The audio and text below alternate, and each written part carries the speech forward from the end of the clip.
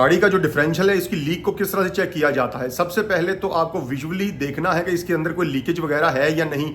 इसके बाद गाड़ी को किसी पैरेलल सीधी सरफेस के ऊपर जो है वो खड़ा कर लें और गाड़ी का जो नीचे से डिफरेंशियल का गैस्केट है उसको चेक करें। डिफरेंशियल की जो सीलें हैं इसको चेक करें कि किसी जगह से कोई लीकेजेस तो नहीं है।